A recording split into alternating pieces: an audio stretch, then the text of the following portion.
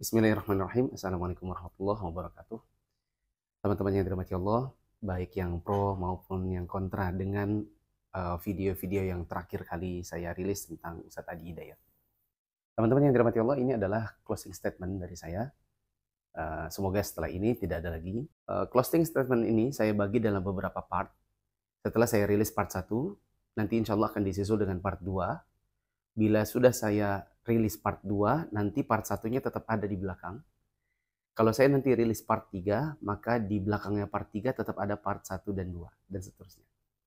Poin yang pertama yang saya ingin sampaikan adalah saya menarik ucapan saya yang saya mengatakan teman-teman yang menuduh kami dengan tuduhan-tuduhan yang tidak benar, kami akan tuntut teman-teman di hari kiamat.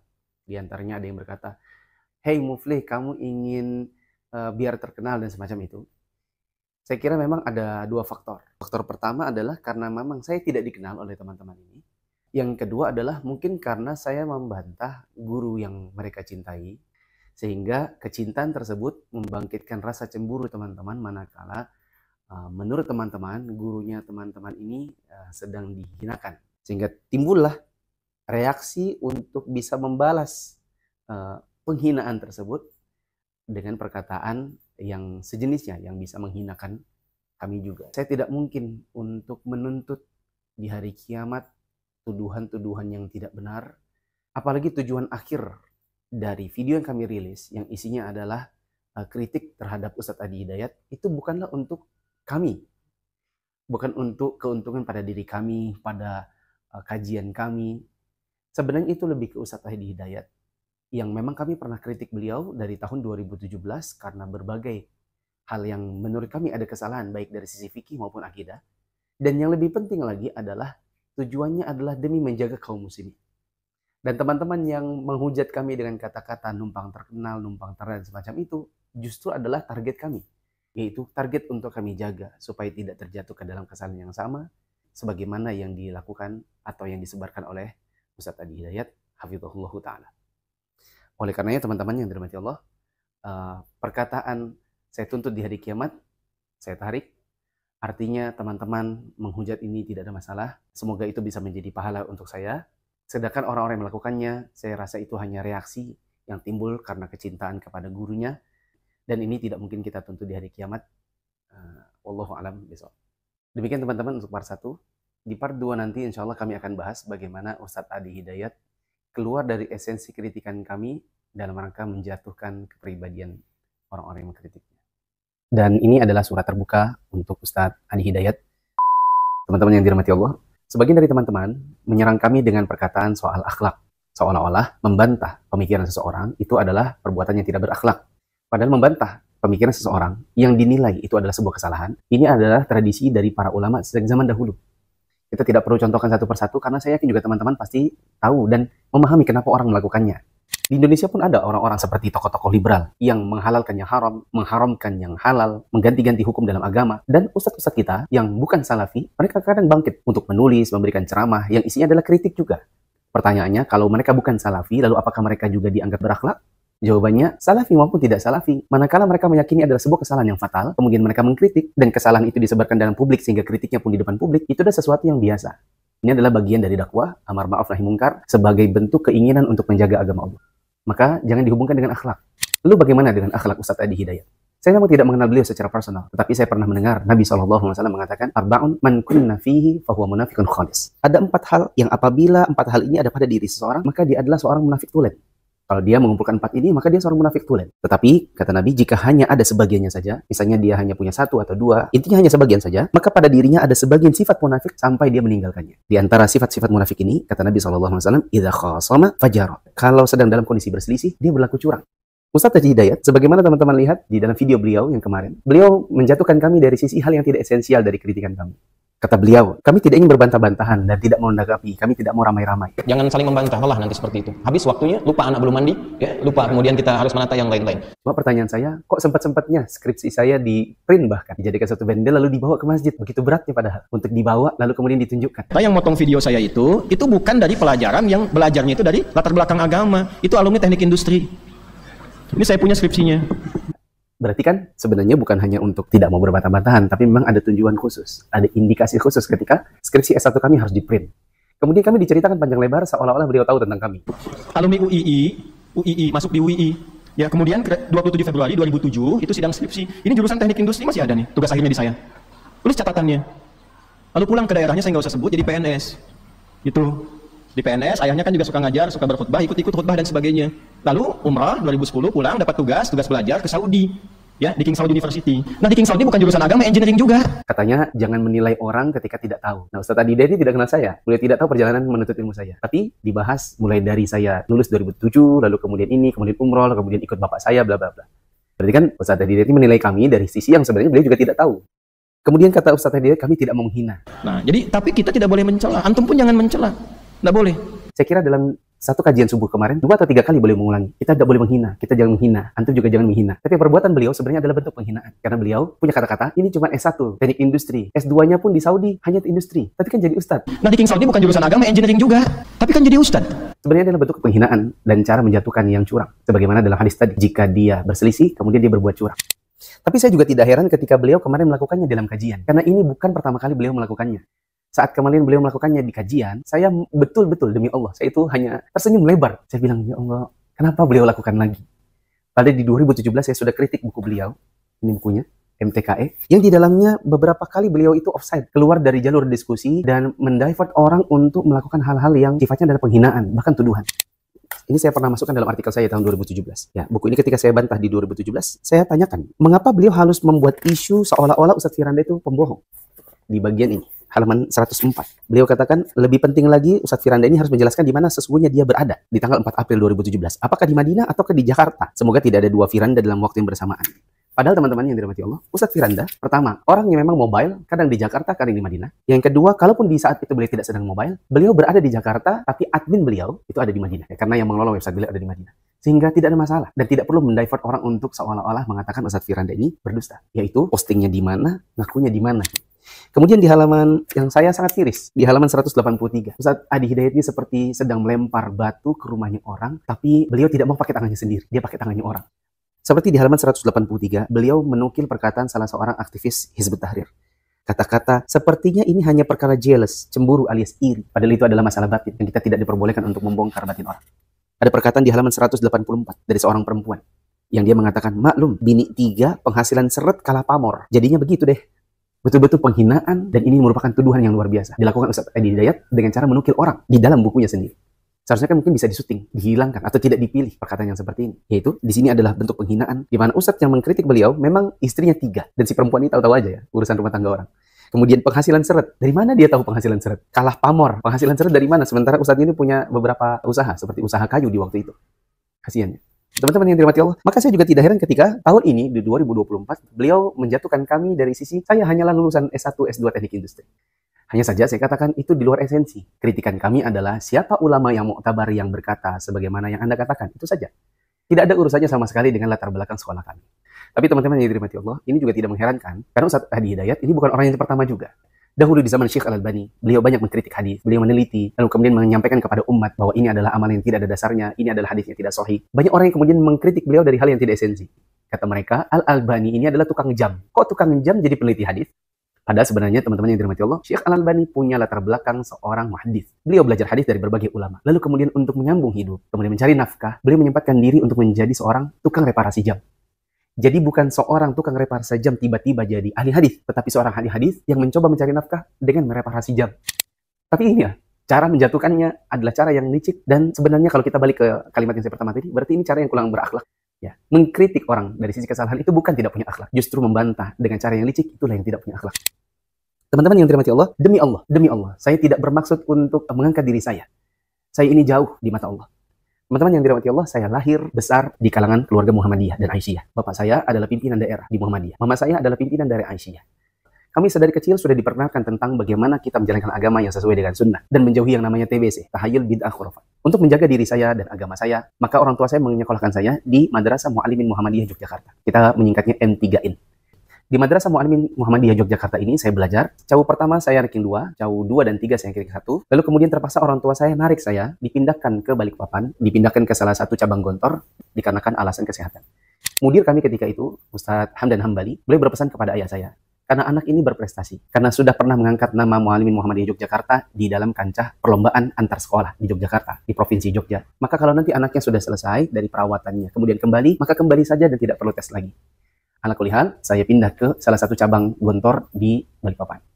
Di cabang Gontor ini, baik di rapot umum maupun di rapot agama, saya senantiasa ranking 1. Lalu di akhir kelas 3, ketika UAN, nilai kami katanya adalah nilai yang tertinggi dari seluruh MTS yang ada di Balikpapan. Dan kami mengangkat nama sekolah kami. Tapi kemudian karena sesuatu dan lain hal, saya tidak mungkin dan tidak mau lagi untuk melanjutkan di pondok. Saya pindahlah ke sekolah umum, yaitu SMA Negeri 1. Nah, teman-teman yang dirahmati Allah, dari pondok saya di SMP, mulai dari kelas 1 sampai kelas 3 inilah. Kemudian saya sudah pernah mengenyam antara ilmu dunia dengan ilmu akhirat. Kami belajar ilmu agama, tapi kami juga belajar ilmu umum, yang di situ kami tetap belajar fisika, matematika, bahasa Inggris, biologi, dan lain-lain. Sehingga kami memang adalah latar belakang dari SMP punya dua background, yaitu background umum dengan background agama. Kemudian saat kami S1, kami diperkenalkan oleh sebagian teman-teman ke majelis ustadz kami, yaitu Al-Ustadz Ja'far Umar Thalib rahimahullah ta'ala. Kepada beliaulah kami banyak menimba ilmu agama, terutama dari sisi akidah. Allah kemudian mudahkan kami untuk S2 di Arab Saudi. Ketika itu kami ingin masuk ke S1 Syariah, hanya saja sebagian ustadz mengatakan, sayang kalau antum balik lagi ke S1 Syariah. Alasannya adalah karena umur. Ya kalau antum sudah umur 25, 26, kemudian mau balik S1 lagi, khawatirnya nanti nggak bisa bawa istri. Sedangkan kalau antum langsung S2 saja, ya melanjutkan kuliah yang ada, insya Allah istri antum cepat bisa datang. Jadi nanti istri antum bisa ikut kuliah atau ikut sekolah. Nah, karena pertimbangan kemaslahatan, daripada saya S1 lagi hanya untuk ngejar kuliah syariah, tapi kemudian saya tidak bisa bawa istri sampai sekian tahun, karena ini cuma S1, tinggalnya di Sakan Tulab atau di asrama mahasiswa, dibandingkan dengan S2, yang S2 ini insya Allah bisa lebih cepat bawa istri, supaya istri juga bisa sekolah. Pertimbangan yang lain dari teman-teman kami, bahwa kalaupun hanya untuk belajar agama, kita tidak mesti dari S1. Karena kita akan tinggal di Riyadh, di mana tinggal di Riyadh ini ada banyak hayat akibah ulama. Akhirnya, dengan semua pertimbangan itu, akhirnya kami lanjut S2 saja, tidak kembali ke S1 Syariah, dan sepanjang kuliah kami hanya menghabiskan kurang lebih 3-4 jam saja dalam satu hari untuk kuliah. Sisanya mulai dari asar sampai dengan datangnya waktu Isya, sampai malam kita belajar kepada para masyayikh. Guru-guru yang kami rutin untuk mengambil ilmunya, diantaranya adalah Syekh Sa'ad Asy-Syadzili, hafizahullah ta'ala. Beliau adalah anggota Hay'ah Kibar Ulama, anggota Dewan Ulama Senior di Saudi Arabia. Beliau mengajar di Masjidil Haram di musim Ramadan sampai dengan musim haji. Beliau adalah seorang ahli di bidang usulul fiqh, beliau adalah seorang muhaddits juga, dan beliau menggabungkan dua keilmuan ini yang jarang ulama yang menggabungkan keduanya. Kami belajar kepada beliau setiap hari Sabtu sampai dengan hari Selasa, Sabtu, Ahad, Senin, Selasa. Kemudian bila tidak salah Rabunya libur, lalu kemudian Kamis kami ada kajian, kemudian Jumat kami ikut khutbah beliau. Sehingga dalam satu minggu kami bertemu dengan beliau, 5 kajian dan 1 khutbah, yang setelah khutbah kami biasanya tanya jawab sama beliau. Guru kami yang lain yaitu Syekh Shalih bin Fauzan. Beliau juga anggota Hay'ah Kibar Ulama, anggota Lajnah Daimah lil Buhuts al-Ilmiyah wal Ifta. Kami belajar kepada beliau di hari Sabtu saja, mulai dari maghrib sampai dengan Isya. Kami datang juga kepada Syekh Sa'ad Al-Khawthlan. Beliau juga dulu anggota Hay'ah Kibar Ulama, anggota Dewan Ulama Senior di masanya. Kami belajar kepada beliau di hari Senin. Kemudian kami juga belajar kepada Syekh Muhammad Mukhtar Asy-Syinqiti yang datang bulanan dari kota Madinah menuju kota Riyadh. Kami belajar kepada beliau mulai dari asar sampai dengan bila tidak salah waktu Isya. Artinya teman-teman yang dirahmati Allah, sekali lagi, demi Allah, ini bukan dalam rangka untuk meninggikan ilmu kami, supaya kami tidak direndahkan yang semacam itu. Biarlah sudah. Hanya saja saya tidak ingin teman-teman yang memang mencintai Ustadz Adi Hidayat, jatuh ke dalam kesalahan yang sama. Itu kesalahan menistakan orang dan menghinakan orang dengan cara-cara seperti itu. Keluar dari jalur esensi kritikan, kemudian menjatuhkan dari sisi personal, tanpa beliau ketahui latar belakang yang sebenarnya. Demikian teman-teman yang dirahmati Allah, terserah teman-teman menilainya seperti apa. Apakah yang berakhlak ini adalah yang mengkritik, ataukah justru yang keluar dari jalur esensi kritik, lalu kemudian membantahnya secara personal dan keluar dari jalurnya. Pun teman-teman yang dirahmati Allah, seandainya kami mau balas, maka kami bisa juga membalas yang sama. Di belakang sana ada banyak ustadz-ustadz lulusan doktoral S3 bidang akidah, bidang usulul fiqh. Afwan nambahin karena baru dapat. Ternyata di antara yang mengkritik beliau adalah yang doktor di bidang Al-Quran. Oke, kalau S1, S2 teknik industri tidak bisa diterima, mungkin yang doktoral Al-Quran bisa. Di mana mereka juga mengkritik yang sama kepada Ustadz Adi Hidayat. Tapi apakah ini esensial? Kalau kita mau bantah-bantahan dengan cara yang seperti ini, maka tidak akan ada ujungnya. Sekali lagi teman-teman, bahwa kami membahas tentang hal ini bukan dalam rangka meninggikan diri kami dan membantah penghinaan. Semoga penghinaan bisa menjadi pahala. Ini framing seolah-olah ini adalah orang yang hina, yang tidak berhak untuk bicara agama. Yang seperti ini terjadi dikarenakan hanya sekedar mengikuti gurunya. Dan inilah yang kami inginkan agar kaum muslimin jangan sampai terjatuh ke dalam kesalahan yang sama. Oh iya, kami seringkali di dalam mengajarkan tentang manhaj, mengajarkan tentang bagaimana kita menyikapi penyimpangan. Teman-teman yang belajar kepada kami senantiasa mendengar, kameramen kami dan editor kami itu sering mendengar kalimat begini. Namun ketika membantah kritik harus sesuai esensi dan jangan sampai keluar dari jalurnya. Seperti membahas yang sifatnya pribadi. Seperti misalnya kita membahas seseorang, kemudian seseorang ini bermasalah rumah tangganya. Kita katakan yang rumah tangga jangan diurusi, karena tidak ada esensinya dengan pemikiran. Ghibah kepada ahli bid'ah harus sebatas penyimpangannya. Dan adil harus sebatas penyimpangan. Jangan menyebutkan yang tidak ada urusannya sama kaum muslimin. Jangan menyebutkan yang itu sudah ranahnya pribadi. Contoh, ustadznya ini ahli bid'ah, punya khurafat, terus kawin cerai. Nah, kawin cerainya nggak usah diomongin. Kenapa? Karena itu bukan urusan kita dalam hal itu, kan urusan dia dengan keluarganya. Yang kita fokuskan adalah membantah hal yang salah. Untuk yang sifatnya pribadi harusnya di-skip saja. Demikian cara kami membantah pemikiran supaya tetap di dalam esensi. Tidak keluar dari itu, apalagi sampai menghinakan orang. Dan ini adalah surat terbuka untuk Ustadz Adi Hidayat, Hafidhukumullah. Kritikan kami sebenarnya hanya pada satu hal, yaitu tentang asyu'ara itu diartikan sebagai pemusik. Hasan bin Thabit diklaim sebagai sahabat yang menjadi musisinya Nabi. Video kami dari awal bukan soal hukum musik. Tetapi ketika antum membahas kemarin, kami jadi ada dapatkan catatan-catatan yang saya sangat berharap apa yang antum sampaikan ini mohon bisa dikaji kembali. Karena sebagian dari catatan kami ini justru mengundang tanda tanya baru. Tanda tanya terbesar ketika Ustadz menyebutkan sebuah kitab yang menjadi referensinya Ustadz, yang ternyata kitab ini disebutkan oleh para ulama ditulis oleh seorang Syiah. Orang yang akidahnya Mu'tazilah dan manhaj atau keagamaannya condongnya kepada Syiah. Ustadz menukilkan ada sebuah kitab namanya Mirwajuz Dzahab. Di antara kitab yang paling populer tentang hida atau khuda, rujukan para ulama sampai sekarang, ya, termasuk juga para ahli-ahli sejarah dan syiar. Itu nama kitabnya Mirwajuz Dzahab, karya Al-Mas'udi, Ali Al-Mas'udi. Mirwajuz Dzahab. Ya. Ditulis oleh seseorang yang bernama Al-Mas'udi. Tentang Al-Mas'udi ini juga para ulama sudah banyak menjabarkan tentang profilnya. Seperti perkataan Al-Hafiz Ibnu Hajar Al-Asqalani. Kita sama-sama sepakat ini ulama kita. Beliau berkata, "Wa kutubuhu tawafihatun bi annahu kana syi'iyyan mu'taziliyyan." Dan kitab-kitab karangannya, ya termasuk diantaranya Murujuz Dzahab ini. Ini adalah kitab-kitab yang menunjukkan bahwa dia ini adalah seorang berakidah Syiah dan Mu'tazilah. Kok bisa Syiah dan Mu'tazilah kita jadikan referensi gitu, Ustaz? Lalu kemudian kita sebarkan kepada kaum muslimin. Disebutkan oleh Syekhul Islam Ibnu Taimiyah dalam Minhajus Sunnah, jilid yang keempat, halaman 84. Wa fi tarikh al-Mas'udi min al-akadhibi ma la yuhsihi illallah. Tentang Al-Mas'udi ini, dalam buku sejarahnya, terdapat banyak kedustaan. Yang hanya Allah yang tahu betapa banyak kedustaan yang dia munculkan di dalamnya. فَكَيْفَ يُوثَقُ بِحِكَايَةٍ مُنْقَطِعَةِ الْإِسْنَادِ فِي كِتَابٍ قَدْ عُرِفَ بِكَثْرَةِ الْكَذِبِ. Bagaimana mungkin kita mempercayai atau menjadikannya sebagai sandaran pada sebuah kitab yang banyak kisah-kisah yang sanadnya terputus atau munqati' dalam sebuah buku yang dikenal dengan banyak kedustaannya. Afwan, ini mahasiswa teknik industri S1 S2 yang bisa baca kitab ya Ustaz. Ustaz bisa mengecek kembali. Kalau Ustaz buka beberapa website seperti Wiki Syiah, mereka tahu dan mereka mengklaim bahwa Al-Mas'udi ini orang yang condong kepada mereka. Dr. Sulaiman bin Abdullah As-Suwaikid di dalam sebuah kitab yang berjudul Manhajul Mas'udi fi Kitabati Tarikh. Metodologi Al-Mas'udi ini dalam menuliskan sejarah. Disebutkan oleh Ibrahim Al-Mudayhish, dikarenakan kecondongan Al-Mas'udi ini kepada Syiah, ihtamma ar-Rafidhah bihadzal kitab wa i'tamadu 'alaihi katsiran wa taba'uhu miraran. Orang-orang Syiah Rafidhah sangat punya keterikatan dan sangat merekomendasikan, sangat mengikuti buku ini. Bahkan mereka mencetaknya berulang kali. Kata Al-Imam Ibnu Arabi, semoga kita sama-sama yakin bahwa ini adalah ulama kita. Ibnu Arabi mengatakan dalam Al-Awasim minal Qawasim, wa ammal mubtadi'u al-muhtal fal Mas'udi. Adapun seorang penipu dan dia adalah seorang ahli bid'ah besar. Siapa namanya? Al-Mas'udi. Karena ia membawakan celaan kepada para sahabat dengan menyisipkan ilhad, ateisme, menyisipkan kezindikan dirinya dalam riwayat-riwayat yang dia sebutkan. Karena ia membawakan celaan kepada para sahabat. Wa amma al-bid'atu fala syakka fih. Adapun kebid'ahan dalam perkara buku-bukunya, maka tidak diragukan lagi. Kata Muhibbuddin Al-Khatib saat memberikan komentar terhadap Al-Awasim minal Qawasim. Ali bin Al-Husain Al-Mas'udi ya'adduhu asy-Syiah min syuyukhihim wa kibarihim. Al-Mas'udi ini adalah seorang yang oleh kaum Syiah digolongkan sebagai barisan masyayikh dan pembesar mereka. Di antara sebagian ahli ilmu yang lain seperti Dr. Muhammad Rashad Salim, beliau mengkomentari bahwa Al-Mas'udi yang dimaksud adalah Abul Hasan Ali bin Husain bin Ali Al-Mas'udi, seorang sejarawan yang menulis buku Murujuz Dzahab. Sebagian ahli ilmu ada yang mengatakan kecenderungan dirinya kepada Syiah mempengaruhi karya-karyanya tentang Khulafaur Rasyidin, tentang Umayyah, tentang Abbasiyah dengan masuknya hawa nafsu pribadinya dalam penulisan buku tersebut. Karena itu perlu diwaspadai ketika membaca bukunya. Mas'udi ini menyebutkan sesuatu tentang khurafat dan mitos meskipun dia tidak percaya dengan hal tersebut. Jika ia tidak menyebutkan hukum atas sesuatu, maka ia menisbatkan hukum tersebut kepada perawinya. Dan dalam video antum kan Ustaz, antum mengatakan ada buku. Dan ternyata buku sejarah yang antum jadikan referensi ini dikomentari oleh para ulama sebagai buku sejarah yang banyak kebohongan, yang di dalamnya dicampur dengan khurafat-khurafat dan mitos yang tidak ada dasarnya sama sekali. Bahkan disebutkan oleh para ulama bahwa orang ini punya kecenderungan kepada Syiah. Maka Ustaz, please, mohon, cek lagi referensi antum. Saya khawatir kalau kemudian antum menyebarkan yang salah kepada kaum muslimin, lalu mereka membangun agama mereka di atas referensi-referensi Syiah yang di dalamnya ada khurafat, kebid'ahan, bahkan ilhad. Tanda tanya besar yang kedua, ini masih besar. Ustadz menjadikan sebuah buku yang Ustadz tidak tahu nama pengarangnya.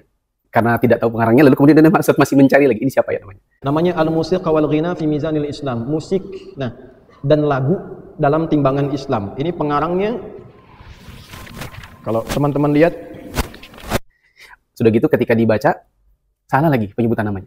Abdullah bin Mustad Al-Hajiz, ini 500, kurang lebih 500 halaman. Kebetulan saya sudah kenal buku ini sejak tahun 2006. Meskipun saya waktu itu masih S1, Teknik Industri. Apapun saya tutup dulu tirainya, karena kata admin di belakang ada ibu-ibu. Ustadz ada hidayat yang dirahmati Allah. Kitab yang Ustadz jadikan referensi yang kedua adalah Al-Musiqa wal Ghina fi Mizanil Islam.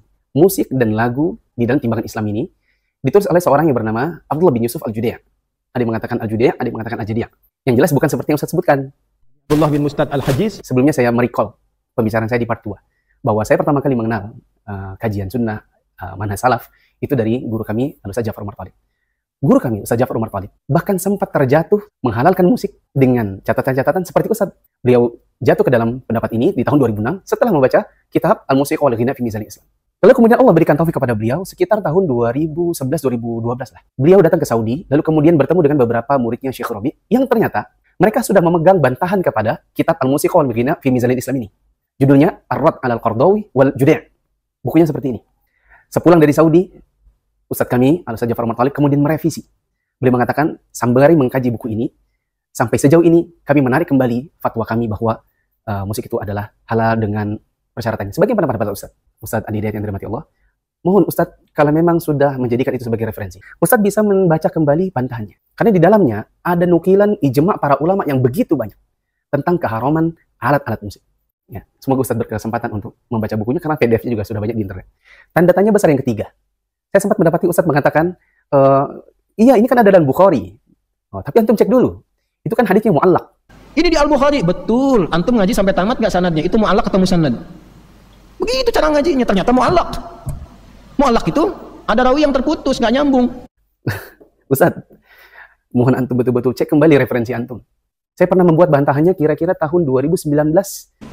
Beliau salah karena menghukumi hadisnya hadis dhaif karena menganggap Al-Imam Al-Bukhari tidak mendengar perkataan ini dari gurunya yaitu Hisham bin Ammar. Dan yang benar sebagaimana disebutkan banyak ulama bahwa Hisham bin Ammar guru langsungnya Imam Bukhari. Dan Imam Bukhari menyebutkan hadis ini dengan kata qala Hisham. Berikutnya Ustaz, tanda-tanda kecil. Seharusnya kan kalau Ustaz memang sudah persiapan, tugas akhir S1 saya pun bahkan dibawa lalu kemudian dicetak, sempat. Seharusnya mengecek judul bukunya pun harusnya sempat ya. Yang benar namanya bukan Mirwajuz Dzahab, namanya Murujuz Dzahab. Kembali ke tanda tanya besar bahwa buku ini ditulis oleh seorang yang berakidah Syiah Mu'tazilah. Kemudian tanda tanya kecil yang kedua tadi saya sudah sebutkan, sesempat itu juga Ustaz membawa tugas akhir saya, tapi tidak sempat untuk membaca siapa penulis buku Al-Musiqa wal Ghina fi Mizanil Islam. Bahkan setelah dibaca, kemudian nyebutnya pun masih salah. Kalau saya mungkin mahasiswa teknik, mungkin bacanya mungkin masih salah-salah. Saya tidak digelari sebagai orang yang pakar dalam bahasa seperti Ustaz. Mungkin masih bisa dimaklumi. Tanda tanya berikutnya, terserah mau dibilang ini tanda tanya besar atau tanda tanya kecil. Ustadz bikin kajian judulnya Musik dalam Timbangan Al-Quran dan Sunnah. Saya menonton 2 kali, dan saya dapati bahwa mayoritas dari pembahasan Ustadz itu adalah pada sejarah yang direferensikan kepada buku yang sangat tidak recommended karena penulisnya. Begitu juga direferensikan kepada sebuah buku yang sudah ada bantahannya yang telak kepada buku tersebut. Dan saya menonton dari seluruh durasinya, itu lebih banyak kepada sastra.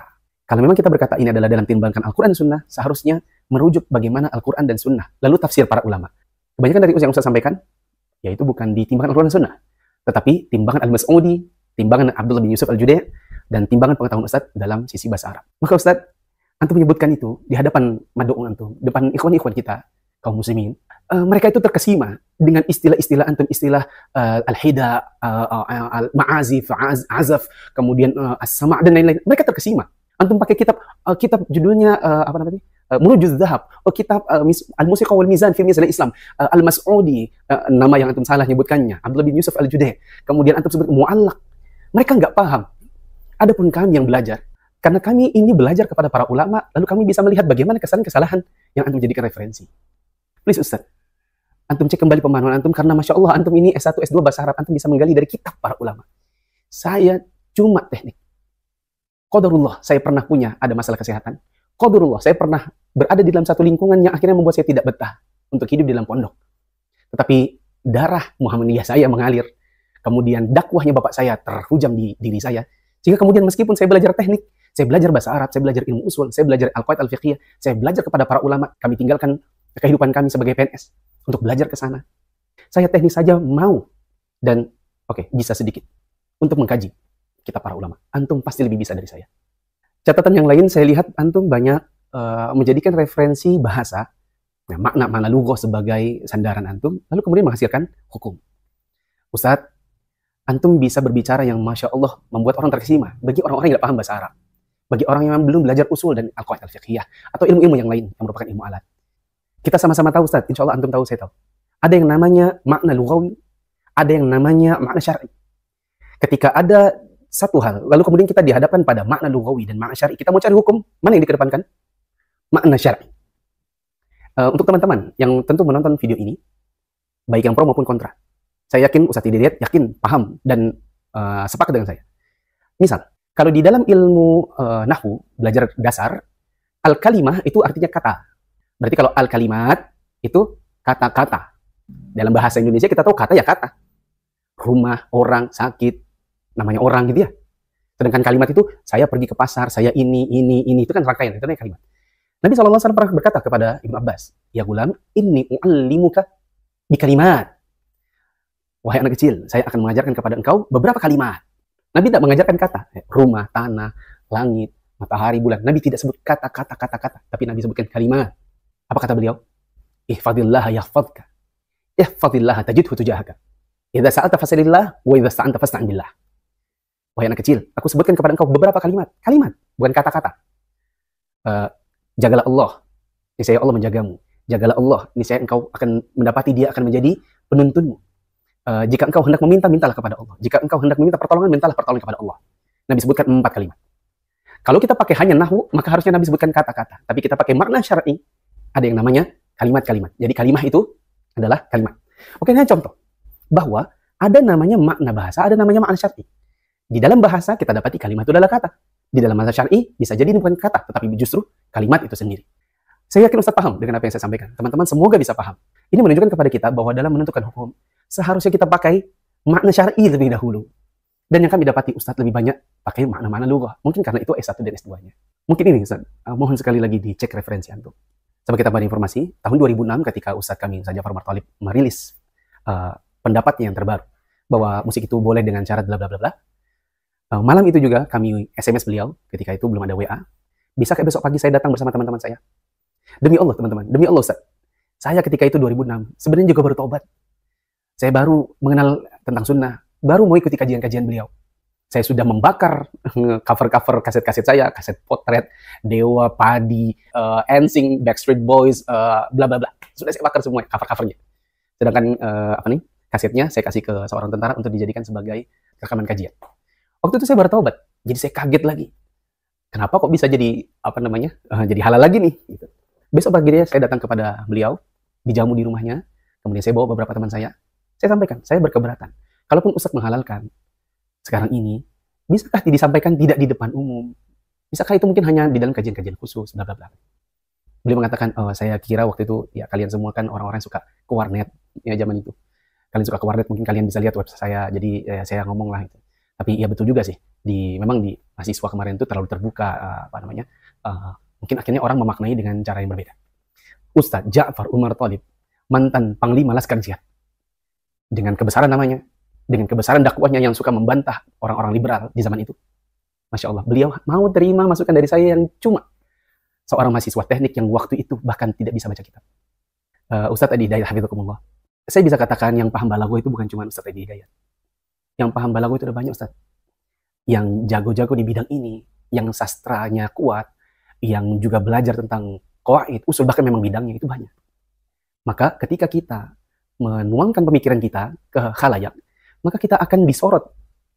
Orang mungkin tidak bermaksud untuk mencari-cari kesalahan, tetapi kesalahan itu tertuang karena disebarkan lewat media. Ada di antara para ulama yang mengatakan, man sannafa faqad ja'ala aqlahu 'ala tabaqin ya'riduhu 'alan nas. Siapa yang menulis, siapa yang mengarang, kalau di zaman sekarang siapa yang tampil di YouTube, di Instagram, di Facebook, maka dia sedang seperti membuka kepalanya, otaknya kemudian dia copot, dia taruh di atas nampan, lalu dia hidangkan kepada manusia sehingga manusia bisa menilainya. Ini bisa dimakankah? Ini sudah basi kah? Ini busuk kah? Ini bagus kah? Itu bisa kelihatan. Artinya kita akan dinilai oleh orang. Ya, kita jangan bilang, oh saya kok dicari kesalahan dan yang semacam itu, video saya cuma dipotong-potong, bla bla bla. Karena orang sudah tahu. Ya, dipotong tidak dipotong, apalagi kadang-kadang dipotong itu tidak menghilangkan esensinya. Ustadz yang dirahmati Allah dan juga teman-teman yang mengikuti dan menyenangi Ustadz Adi Hidayat, di sini saya dapati ada yang berkata gini, orang-orang salafi memang menanti ketergelinciran. Wah, demi Allah tidak ada yang menanti. Yang ada adalah kebetulan lewat karena Ustadz punya banyak pengikut, punya banyak channel-channel yang ngutip Ustadz. Maka ketika kami buka media sosial, yang paling sering nampak adalah Ustadz Adi Hidayat, Ustadz Khalid Basalama, Ustadz Syafiq Reza Basalama, Ustadz Abdul Somad. Tidak ada yang menanti. Demi Allah kami sangat ingin agar para dai ini bisa menunjukkan umat kepada jalan yang benar. Adalah kebodohan bagi kami. Apabila kami ini sengaja nyari-nyari dan nunggu-nunggu kapan dia tergelincir. Jadi kalimat seperti ini, orang-orang salafi menanti ketergelinciran. Wah, tidak ada. Tapi yang saya syukuri adalah ketika ada dari pengikut Ustadz yang mengatakan menanti ketergelinciran. Wah, berarti di antara pengikut Ustadz ada juga yang mengakui bahwa Ustadz itu tergelincir. Dan sebaik-baik orang yang tergelincir ada yang mau mengakui kesalahan. Ya, kata Nabi SAW, kullu bani Adam khata' wa khairul khata'ina tawwabun. Setiap Bani Adam itu adalah orang yang banyak salah. Bukan bersalah saja, banyak salah. Dan yang paling bagus di antara orang-orang yang banyak salahnya adalah yang mau bertobat. Yang kami harapkan hanyalah sekedar Ustadz memberikan klarifikasi bahwa iya, referensi saya ternyata salah. Setelah tadi saya paparkan tanda tanya besar dan kecil. Demikian teman-teman, Ustadz Adi Hidayat part ketiga. Insya Allah akan saya tutup dengan part yang keempat. Yang ini merupakan nasihat untuk diri saya sendiri, untuk terutama orang-orang yang mengikuti kajian kami, yang teman-teman bilang Wahabi, Salafi, dan seterusnya, juga kepada kaum muslimin. Video saya cuma dipotong-potong. Buku sejarah yang banyak kebohongan punya kecenderungan kepada Syiah. Sebuah buku yang Ustadz tidak tahu nama pengarangnya adalah kebodohan bagi kami. Apabila kami ini sengaja nyari-nyari dan nunggu-nunggu kapan dia tergelincir. Mereka itu terkesima dengan istilah-istilah antum pasti lebih bisa dari saya. Mantan Panglima Laskar Jihad. Seorang mahasiswa teknik yang waktu itu bahkan tidak bisa baca kitab. Kaset potret, Dewa, Padi, NSYNC, Backstreet Boys. Orang-orang salafi memang menanti ketergelinciran. Wah, demi Allah tidak ada yang menanti. Bismillah, Assalamualaikum warahmatullahi wabarakatuh. Ini adalah part 3 dari closing statement saya. Dan ini adalah surat terbuka untuk Ustadz Adi Hidayat, Hafizakumullah. Kritikan kami sebenarnya hanya pada satu hal, yaitu tentang Asy-Syu'ara itu diartikan sebagai pemusik. Hasan bin Thabit diklaim sebagai sahabat yang menjadi musisinya Nabi. Video kami dari awal bukan soal hukum musik. Tetapi ketika antum membahas kemarin, kami jadi ada dapatkan catatan-catatan yang saya sangat berharap apa yang antum sampaikan ini mohon bisa dikaji kembali. Karena sebagian dari catatan kami ini justru mengundang tanda tanya baru. Tanda tanya terbesar ketika Ustadz menyebutkan sebuah kitab yang menjadi referensinya Ustadz, yang ternyata kitab ini disebutkan oleh para ulama ditulis oleh seorang Syiah. Orang yang akidahnya Mu'tazilah dan manhaj atau keagamaannya condongnya kepada Syiah.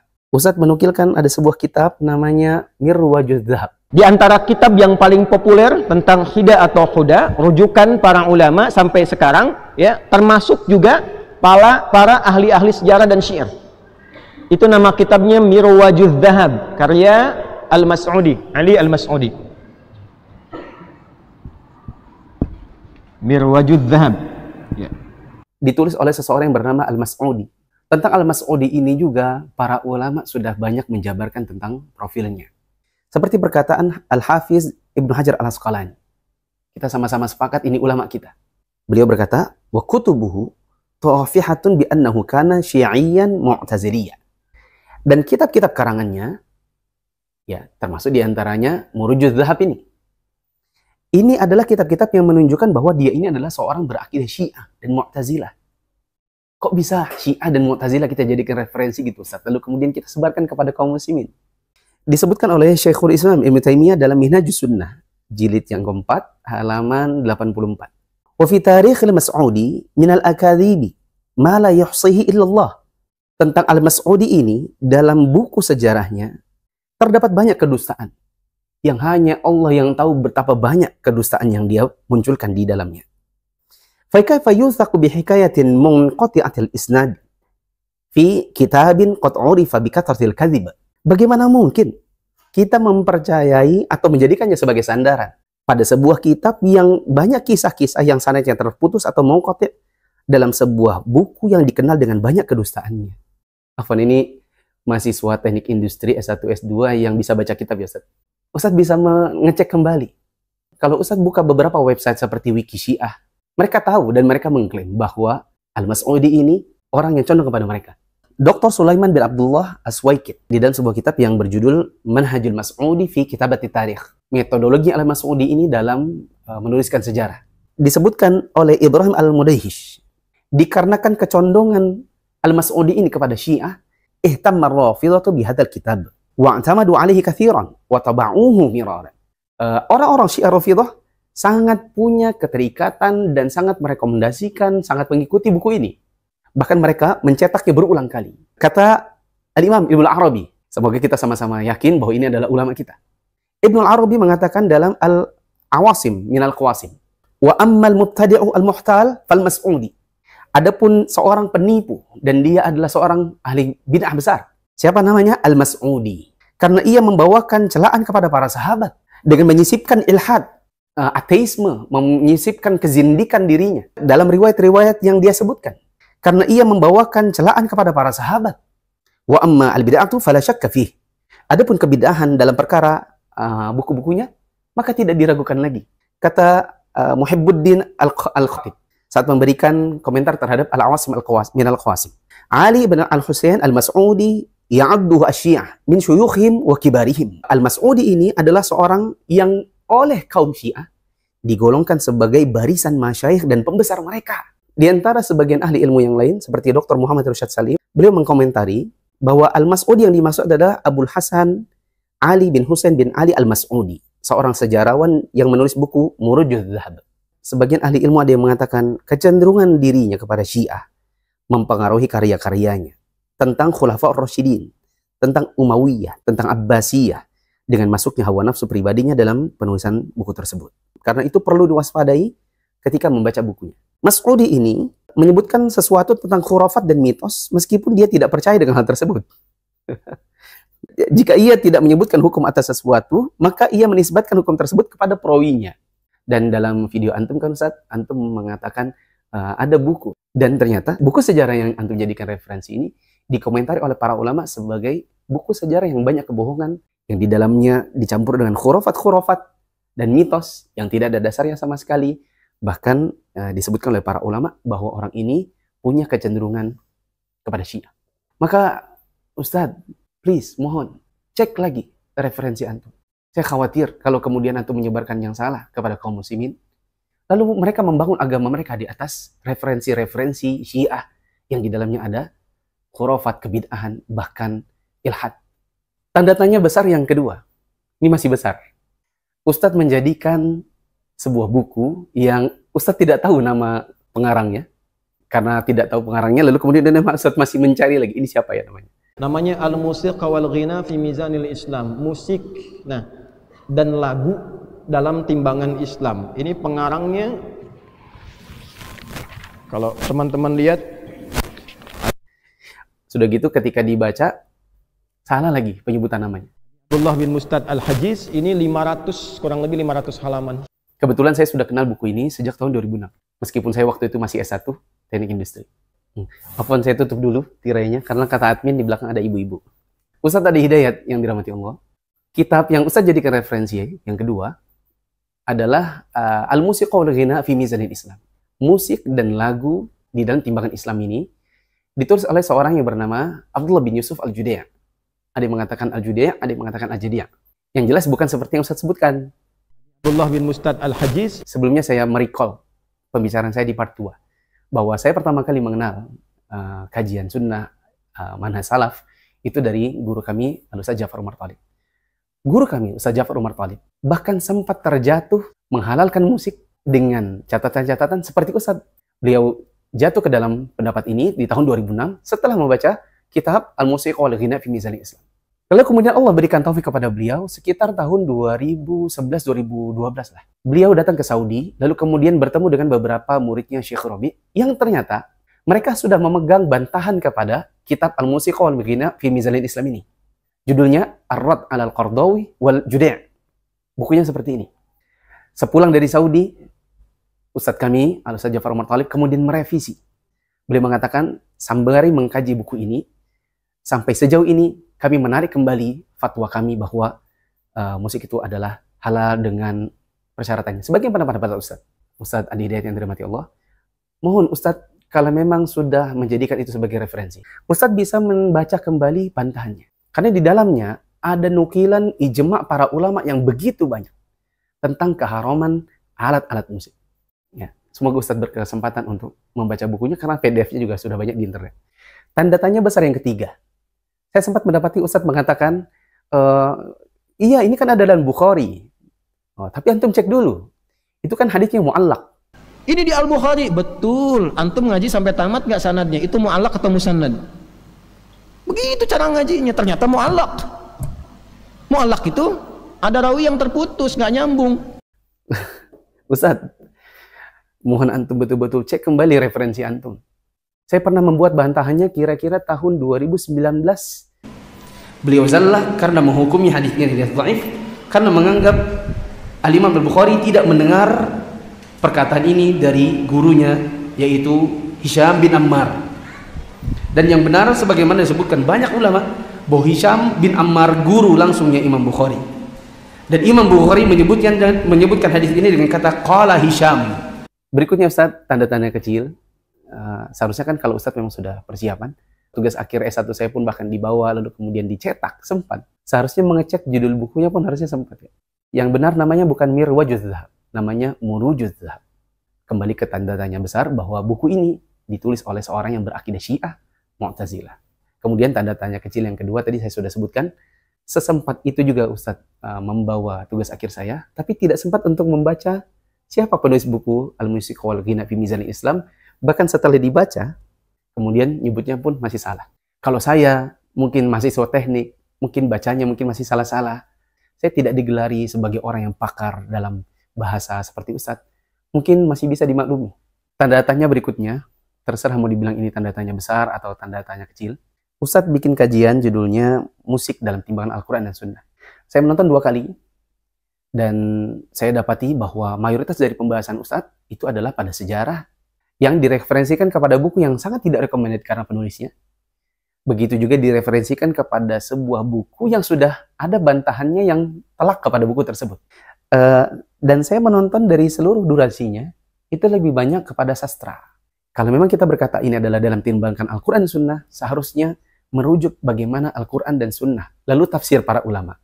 Kebanyakan dari yang Ustaz sampaikan, yaitu bukan di timbangan Al-Quran dan Sunnah, tetapi timbangan Al-Mas'udi, timbangan Abdullah bin Yusuf Al-Judai, dan timbangan pengetahuan Ustadz dalam sisi bahasa Arab. Maka Ustadz, antum menyebutkan itu di hadapan mad'u antum, depan ikhwan-ikhwan kita, kaum muslimin, mereka itu terkesima dengan istilah-istilah antum, istilah al-hida, al-ma'azif, azaf, kemudian as-sama' dan lain-lain. Mereka terkesima. Antum pakai kitab judulnya Murujuz Dzahab, kitab Al-Musiq wal Mizan fi Mizanil Islam, Al-Mas'udi, nama yang antum salah nyebutkannya, Abdullah bin Yusuf Al-Judai. Kemudian antum sebut mu'allaq. Mereka nggak paham. Adapun kami yang belajar, karena kami ini belajar kepada para ulama, lalu kami bisa melihat bagaimana kesalahan-kesalahan yang antum jadikan referensi. Please Ustaz, antum cek kembali pemahaman antum, karena Masya Allah antum ini S1, S2 bahasa Arab, antum bisa menggali dari kitab para ulama. Saya cuma teknik. Qadarullah, saya pernah punya ada masalah kesehatan. Qadarullah, saya pernah berada di dalam satu lingkungan yang akhirnya membuat saya tidak betah untuk hidup di dalam pondok. Tetapi darah Muhammadiyah saya mengalir. Kemudian dakwahnya bapak saya terhujam di diri saya. Sehingga kemudian meskipun saya belajar teknik, saya belajar bahasa Arab, saya belajar ilmu usul, saya belajar al-qaid al-fiqhiyah, saya belajar kepada para ulama, kami tinggalkan kehidupan kami sebagai PNS untuk belajar ke sana. Saya teknis saja mau dan bisa sedikit untuk mengkaji kitab para ulama. Antum pasti lebih bisa dari saya.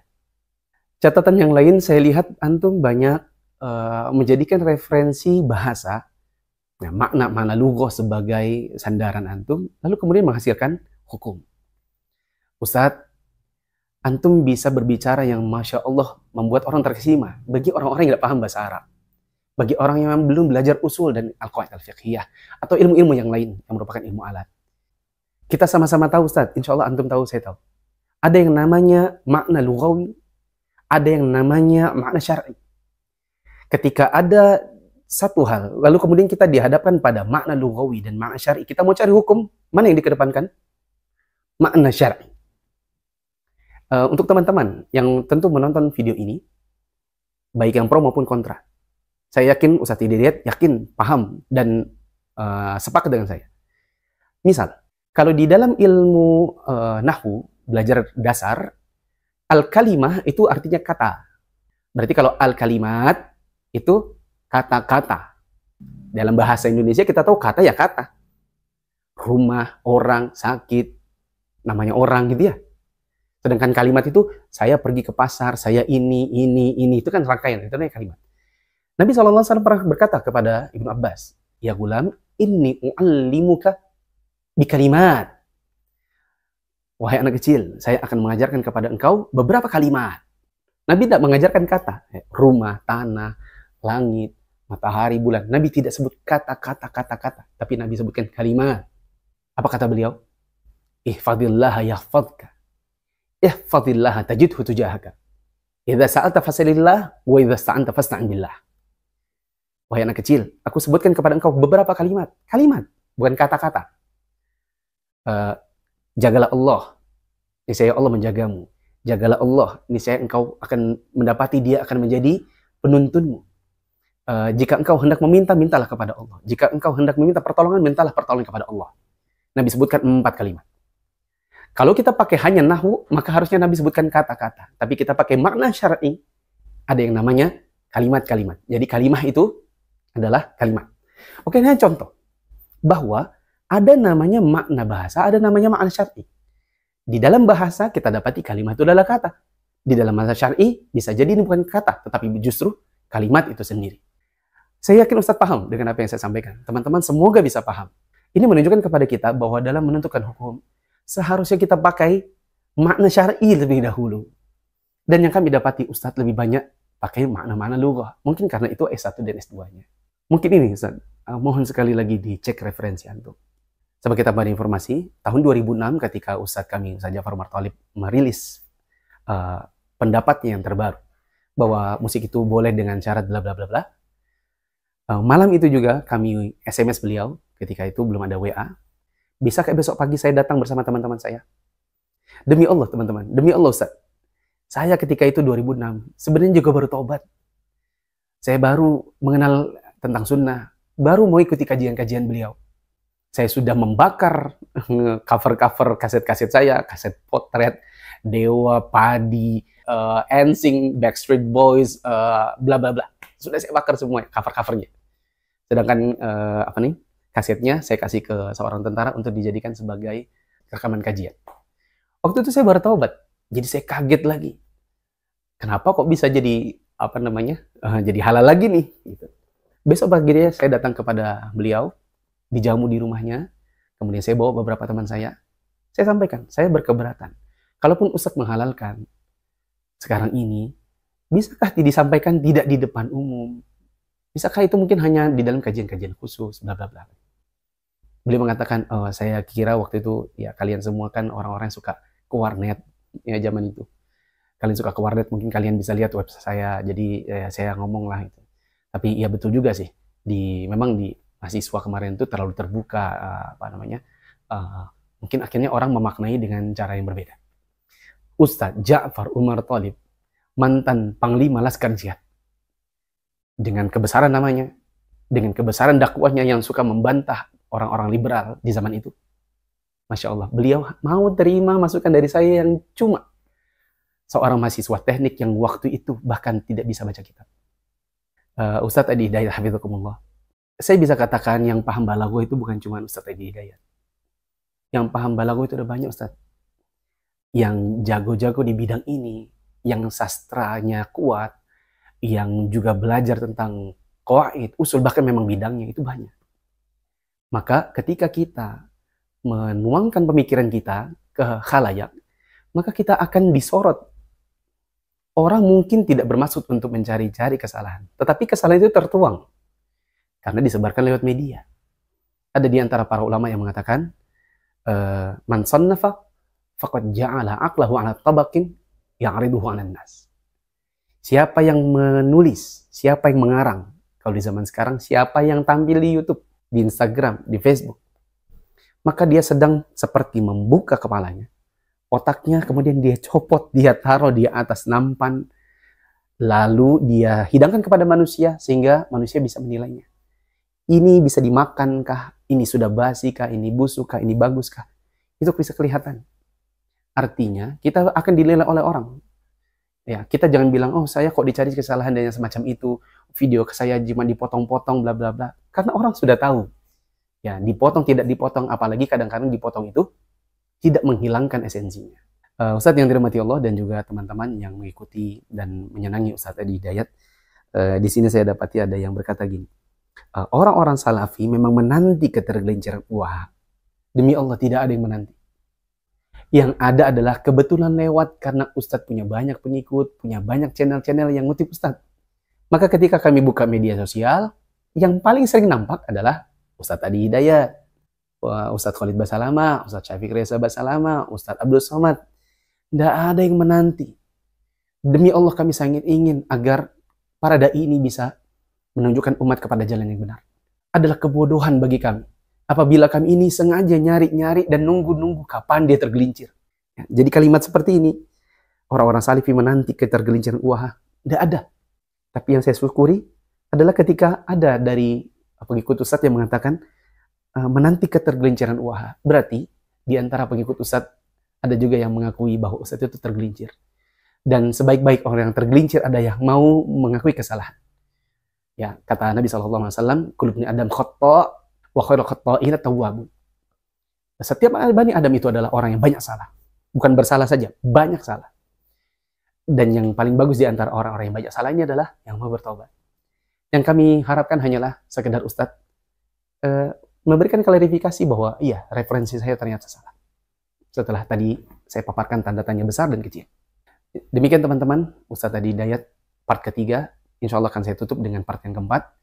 Yang ini merupakan nasihat untuk diri saya sendiri, untuk terutama orang-orang yang mengikuti kajian kami, yang teman-teman bilang Wahabi, Salafi, dan seterusnya, juga kepada kaum muslimin.